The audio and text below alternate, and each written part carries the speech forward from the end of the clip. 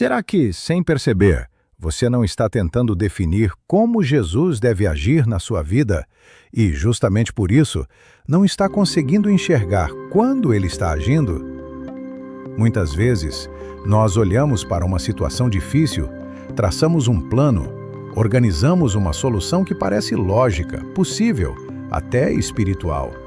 E então começamos a pedir que Deus abençoe exatamente aquilo que nós mesmos planejamos. A oração existe, a busca existe, mas a expectativa está presa a um único caminho. E quando a resposta não vem por esse caminho, a sensação é de silêncio, de abandono, de que nada está acontecendo. O problema é que, sem perceber, a gente deixa de buscar a ação de Deus e passa a buscar a validação do nosso próprio plano. A gente pede ajuda, mas já dizendo como ela deve vir. A gente clama por um milagre, mas já determinando o formato do milagre. E quando Deus não age dentro desse roteiro que criamos, começamos a achar que Ele não está agindo. Foi exatamente isso que me chamou a atenção na leitura de João 5, na história do homem que ficou paralítico por 38 anos. Um texto conhecido, mas que, quando lido com calma, revela muito sobre o nosso coração. Esse homem estava à beira do tanque de Betesda, um lugar conhecido. Ali se reuniam pessoas doentes, feridas, limitadas, todas esperando a mesma coisa, que a água se movesse. A crença era de que, quando isso acontecia, o primeiro que entrasse no tanque seria curado. Para muitos, aquela era a única esperança. E para aquele homem, especificamente, também. O texto faz questão de nos dizer que ele estava naquela condição havia 38 anos. Esse número não está ali por acaso. Ele aponta para o peso daquela história, para o tempo prolongado de sofrimento, para as inúmeras tentativas frustradas, para a repetição da decepção. 38 anos esperando, observando, tentando e sempre ficando para trás. Jesus, então, chega àquele lugar. Ele vê aquele homem deitado, conhece a sua história, sabe há quanto tempo ele está ali. E então faz uma pergunta que, à primeira vista, parece óbvia demais. Você quer ser curado? Qual seria a resposta esperada? Sim, claro. Afinal, ele estava ali justamente em busca de cura. Mas a resposta daquele homem revela algo muito mais profundo do que um simples desejo de ser curado. Ele responde explicando o seu problema logístico. Não tem ninguém para ajudá-lo a entrar no tanque. Sempre alguém chega antes. Percebe? Jesus pergunta sobre cura, mas o homem responde falando do tanque. Para ele, cura e tanque eram a mesma coisa. A solução estava completamente definida na mente dele. Ele não conseguia sequer considerar outra possibilidade. Mesmo diante de Jesus, a esperança ainda estava presa a um método. Quantas vezes nós fazemos exatamente isso? A gente diz que quer mudança, que quer transformação, que quer resposta de Deus. Mas quando paramos para falar, para orar, para explicar a nossa situação, tudo gira em torno de uma única solução que nós mesmos já determinamos. Se isso não acontecer, não tem jeito. Se isso não mudar, acabou. Se essa porta não abrir, não há mais saída. Jesus, então, não responde explicando, não discute o método, não tenta ajustar o plano daquele homem.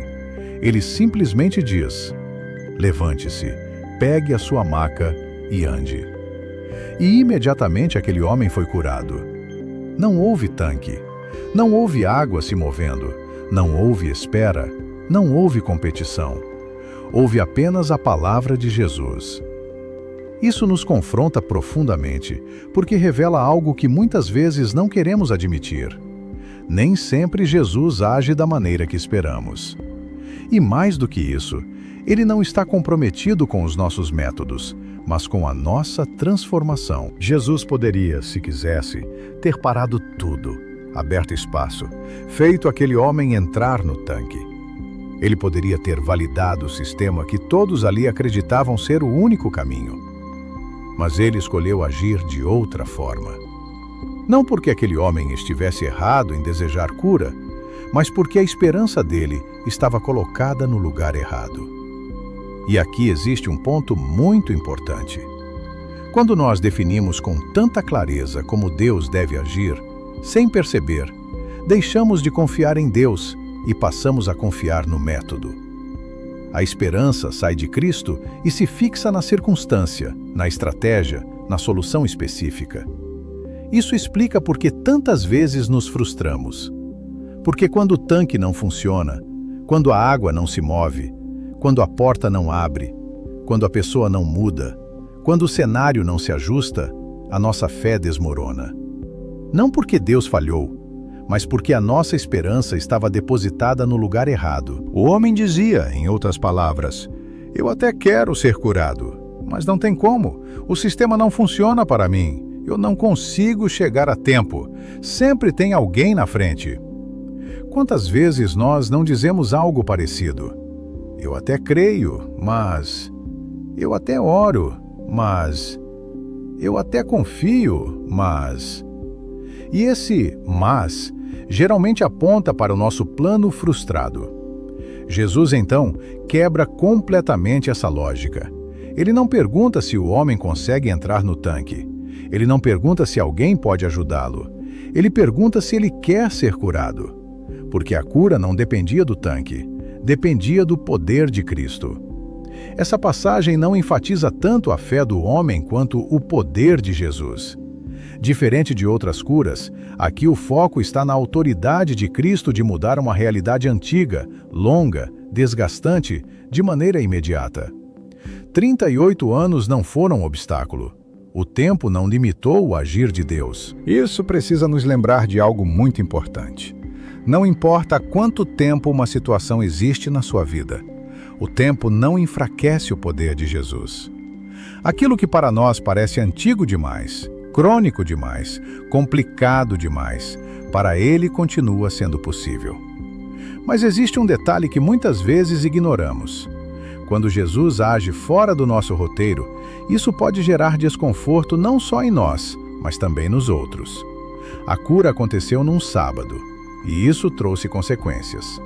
Ao invés de celebrarem a transformação daquele homem, muitos preferiram apontar o erro de ele estar carregando a maca. Veja como isso é simbólico. Durante 38 anos, ninguém se incomodou com aquele homem deitado, preso, limitado.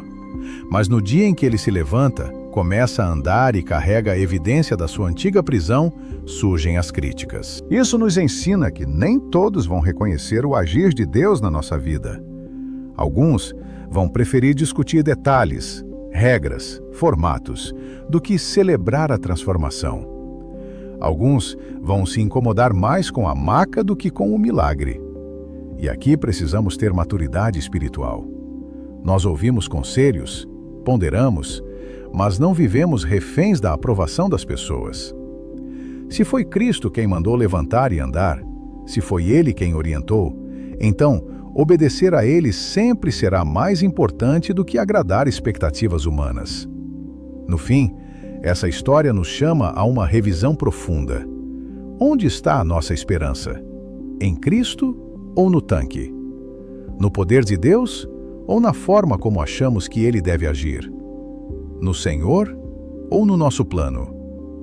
Talvez hoje você esteja exatamente como aquele homem, esperando que algo específico aconteça para então crer que Deus está agindo.